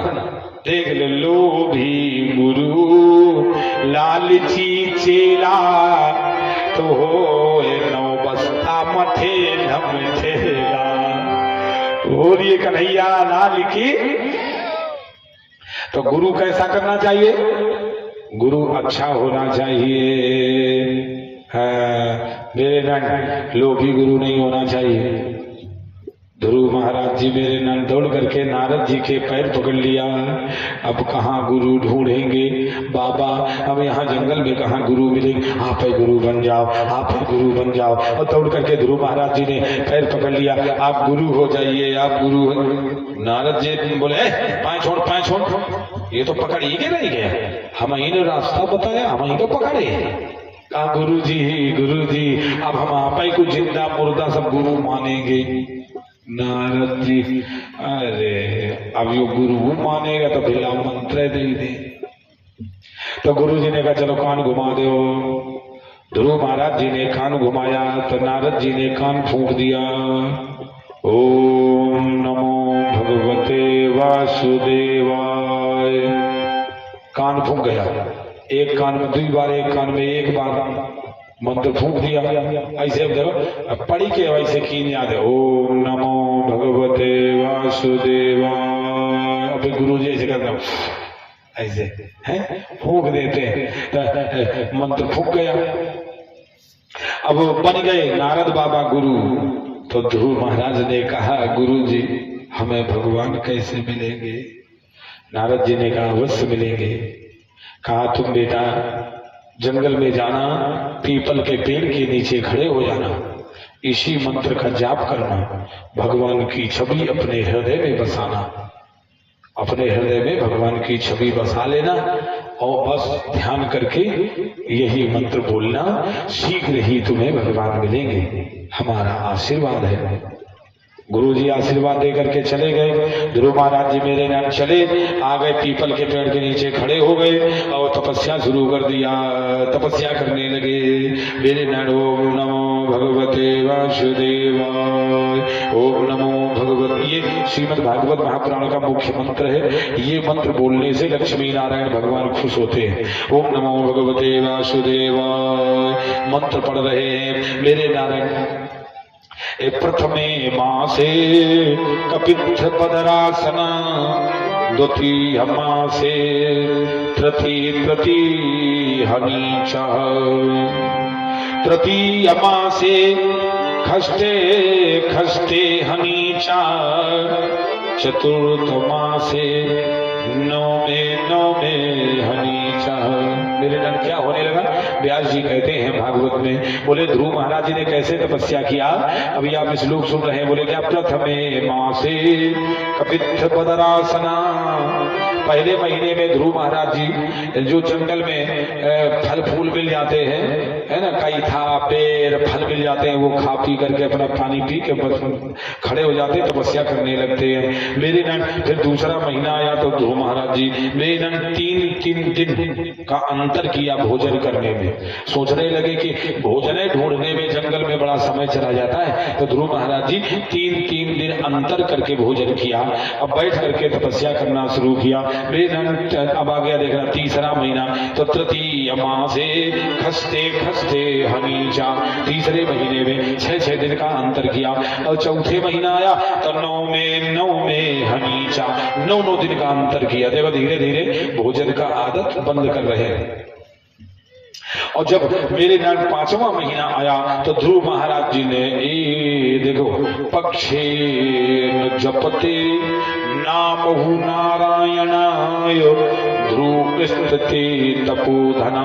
ध्रुव महाराज जी तपस्या कर रहे थे, तो जब 5वां महीना आया तो 5वें महीने में एक पखवाड़े में एक बार ही आंख खोली। पखवाड़ा माने 15 दिन, 15 दिन में एक दिन आंख खुली और फिर तपस्या करने के लिए बैठ गए बिना भोजन के। और मेरे नान फिर से तपस्या शुरू कर दिया।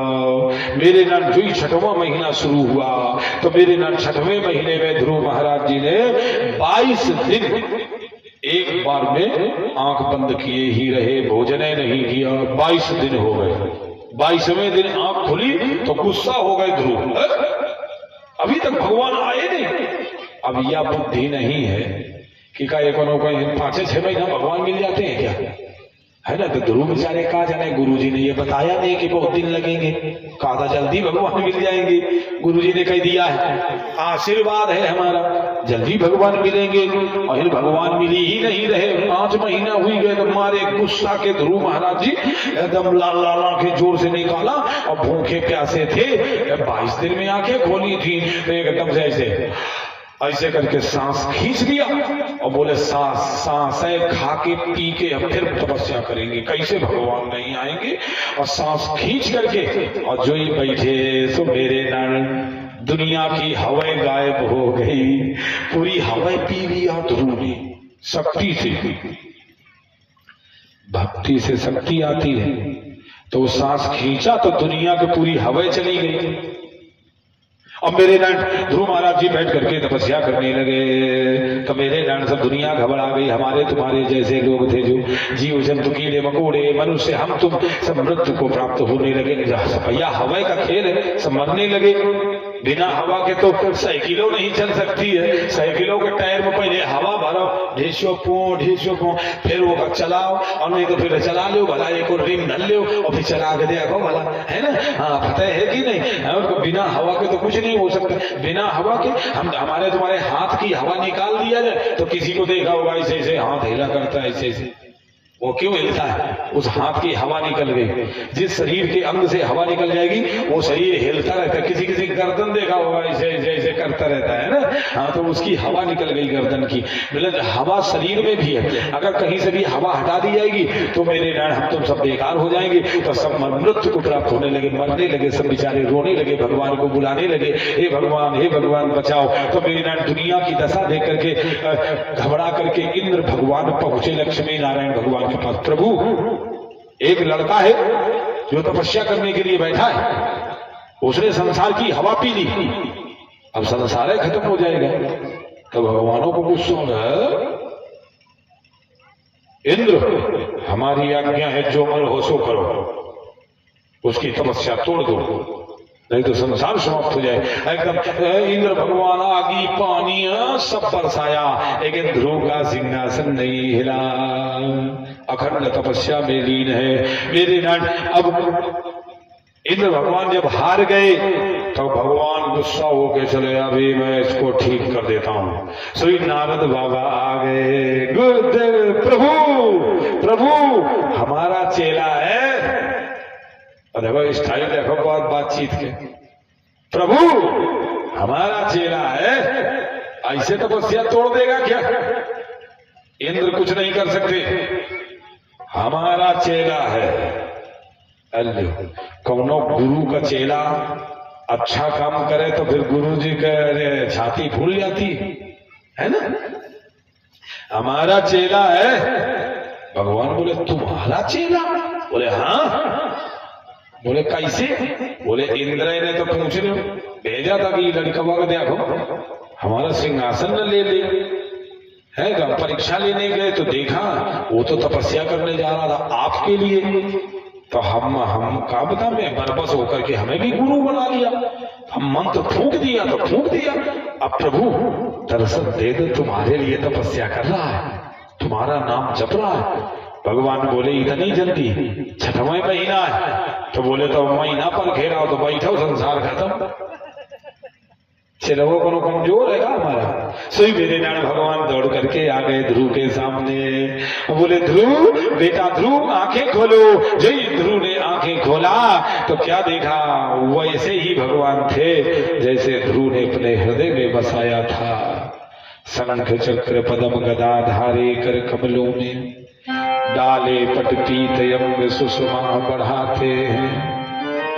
भगवान का रूप बोले लाल लाल कपोल जिनके कमल दल सी आंखें हैं, ऐसे प्रभु अपने भक्त को दर्शन दिखाते हैं। कैसा रूप है? चतुर्भुज रूप है भगवान का। सामने खड़े हो गए शंख चक्र पद्म गदा लिए हुए भगवान। बोले ध्रुव बेटा। जो ही ध्रुव ने आंखें खोला देखा, हाथ जोड़ करके प्रार्थना करने लगे। नौमी डटे भव पुषे तडिदम मराए गुंजावतंस पर तीक्षण सन्मुखाए वनस्रजे कवल वेत्र विषाण वेणु लक्ष्मश्रिये मधुपदे पशुपांग खजाए। जो ही प्रार्थना किया भगवान खुश हो गए। बोले ध्रुव मांग लो जो मांगना चाहो। तो ध्रुव मेरे नाथ ओंठ फड़फड़ा रहे हैं, सोच रहे क्या मांगेंगे। अनपढ़ हैं, अंगूठा टेक हैं, पढ़े लिखे हैं नहीं। भगवान ने अपना शंख ध्रुव के ओंठों में छुआ दिया तो प्रकांड विद्वान हो गए। और जो ही ज्ञान आया ध्रुव के तो कहा प्रभु हमें कुछ नहीं चाहिए। ज्ञान आ जाएगा तो भाई और चीज मांगेंगे तो वह मांगने लगे। प्रभु हमें कुछ नहीं चाहिए, अगर देना चाहते हो तो हमारे माता पिता हमें दे दो। भगवान हंसे और बोले यह तपस्या इसीलिए कर रहे थे क्या? तुम भूल गए ध्रुव, तुम भूल गए तुमने तपस्या किया था पिता की गोद और सिंहासन के लिए, इसलिए आए थे। ध्रुव ने कहा प्रभु वो अज्ञानी का काम था, अब मैं ज्ञानी हो गया हूँ, तो प्रभु आपने ज्ञानी बनाया है, अब मुझे कुछ नहीं चाहिए। भगवान ने कहा तो मैं अपने आप से तुम्हें दे दे रहा हूँ, तुमको ध्रुव वही सिंहासन मिलेगा, तुम उसी सिंहासन में राजा बनोगे।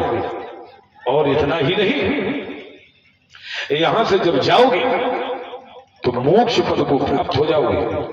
और वहां मोक्ष में जिस स्थान में आज दिन तक कोई नहीं पहुंचा उस स्थान को तुम प्राप्त करोगे। उस सिंहासन में आज दिन तक तुम बैठे रहोगे। कितने वर्ष? 36,000 वर्ष तुम्हारा राज्य चलेगा। इतना कह करके भगवान हंसे और बोले मनोवांछित भोगों को भोगते हुए ध्रुव अंत समय तुम्हें मोक्ष ही मिलेगा।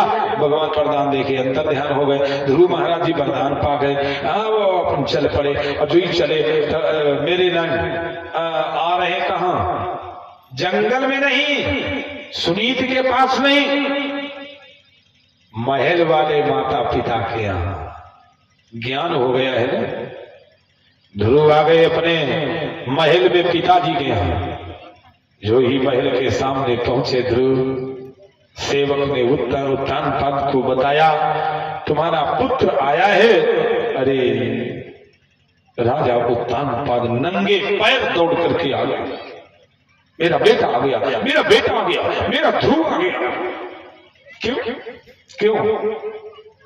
इसलिए भगवान ने वरदान दिया है, जा पर कृपा राम की होई ता पर कृपा करें सब कोई। जिस पर परमात्मा की कृपा होती है तो क्या कमी रह जाती है?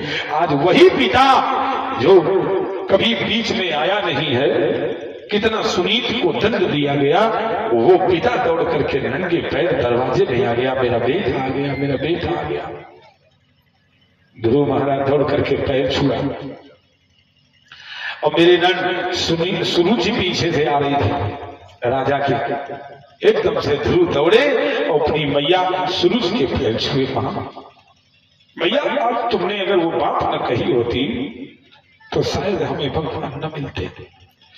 माँ तुम हो हमारी असली माँ, जिसने हमें ज्ञान दे दिया, तपस्या के लिए कह दिया, भगवान से हमें वरदान मिला। मैया मैया सूरज अब तो ये गोद मिलेगी। तो मेरे नाम सूरज की आंखों से आंसू की धार बह चली, एकदम से रोने लगी और रो करके ध्रुव को अपने गोदी में उठा लिया। मेरे लाल, मेरे बेटा, ये मेरा पुत्र है जिसने मेरी बात मानी, मेरे वचन माने। मेरे नाम रो करके सूची ध्रुव को अपनी गोदी में खिला रही है। मेरा बेटा है, मेरा लाल है, 5 वर्ष के हैं, 6 महीने तपस्या के, 5.5 साल के, छोटे से गोदी में उठा रही, बार बार चूम रही, मेरा बेटा है, मेरा बेटा है। मेरे डैड सूरज ने आज कहा, बेटा तुम्हारी वो माँ कहाँ है, तुम्हारी मैया कहाँ है। ध्रुव ने कहा चलो माँ, हम अपनी माँ से तुम्हें मिला देंगे। तो मेरे नाम डोली लेकर के गाजे बाजे के साथ में राजा उत्तानपाद पहुंचे सुनीति के पास में। तो एक देखो सौतेली माँ है, सौतेली माँ है, वो गोदी में लेकर ध्रुव को आई है। तो मेरे ध्रुव को नीचे जो ही उतारा, दौड़ करके अपनी मैया के पैर छुए। सुनीत ने मुंह घुमा लिया, सुनीत ने मुंह घुमा लिया। तो मेरे नट सुरुचि दौड़ करके अपने गले से अपनी बहन को लगा लिया। दीदी मेरी बहन तू हमसे बड़ी हो, हमारी बुद्धि मारी गई थी, हमने क्या क्या नहीं तुम्हारे साथ में किया। आज मुझे ज्ञान हो गया, आज मुझे बुद्धि आई है, आज मुझे ज्ञान आया है। मेरी बहन तुम हमारे घर चलो, हमारे महल चलो, तुम तो हमसे बड़ी हो, तुम्हें महारानी होना चाहिए, हम तुम्हारी छोटी बहन बन करके ही रहूंगी। मेरे नाम देख लो, आज समय जब अच्छा हो गया तो सुन लो नौबस्ता वालों, समय अच्छा हो गया तो आज वही दुश्मन बनी हुई बहन सगे से ज्यादा हो गई, सगे से ज्यादा हो गई, और लेकर के डोली में बैठा करके सुनीत को अपने महलों में आई। मेरे नारायण ये देख लो भगवान की कृपा, और ये देखो समय, ये दोनों बहनें मेरे नाम एक साथ में रहने लगी। उत्तम राजा हुए, वही वो सुरुचि का लड़का जो बड़ा था महल वाला, वो उत्तम राजा हुआ क्योंकि वो बड़ा था, नियम था बड़ा लड़का राजा बनेगा।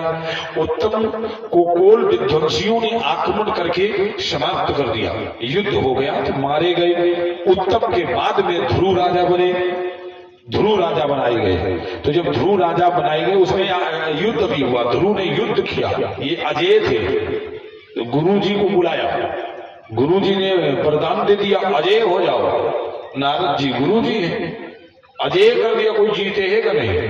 तो ये वरदान पा गए तो ये तो पूरी दुनिया को मारने लगे सबको। तो गुरु जी को फिर गुस्सा आया, तो ये तो ऊंचा नीचा देख ही नहीं रहा। तो गुरु नारद जी ने रोका, ध्रुव ये ठीक नहीं है, रुको, का वरदान मिला है तो तुम सबको मारोगे। कहा जो अपराधी है उसे ही मारा जाता है।